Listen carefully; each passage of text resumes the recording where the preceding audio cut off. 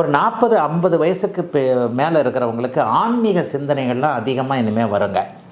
June மாதத்திற்கு பிறகு பார்த்திங்கன்னா, காசிக்கு போகிறது, கயாவுக்கு போகிறது, 108 திவ்ய தரிசனம் இது அமைப்பை பார்க்குறது, தெய்வ திருப்பணி செய்யக்கூடியது. திடீர்னு சும்மா தானே இருக்கிறோம், அந்த கோயிலுக்கு ஒரு கும்பாபிஷேகம் பண்ணுறதுக்கு நன்கொடை வசூலிக்கலாம், இந்த கோயிலை கட்டலாம், அதை எடுத்து தேயலாம்.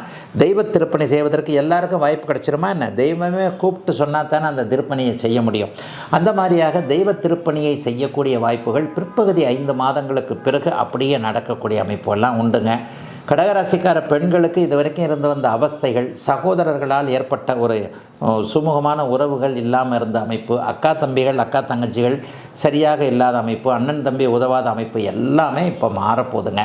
கடகராசிக்காரர்களுக்கு இழந்த நம்பிக்கை திரும்ப வரக்கூடிய அமைப்பு, இழந்த பெயர் திரும்ப கிடைக்கக்கூடிய அமைப்பு, ஒரு மாதிரி பேர் கெட்டுப்போச்சு, அது கெட்டுப்போச்சு, இது கெட்டுப்போச்சு, தொழில் கெட்டுப்போச்சு, வியாபாரம் கெட்டுப்போச்சு, இவங்க இருந்தவங்க எல்லாருக்குமே என்னென்னலாம் கெட்டுப்போச்சுன்னு நினச்சிங்களோ அதெல்லாம், குறிப்பாக 2024ஆம் ஆண்டில் எவ்வளவு பெரிய வேதனைகளை அனுபவிச்சிங்களோ அவங்க எல்லாருக்குமே 2025ஆம் ஆண்டில் கொஞ்சம் ரெமடி, 2026ஆம் ஆண்டில் முழுக்க ரெமடின்னு இருக்கக்கூடிய நல்லவைகள் நடக்கக்கூடிய ஆண்டாக அமைஞ்சிருக்குங்க. கடகராசிக்காரர்கள் எல்லோருக்கும் இந்த 2026 புத்தாண்டு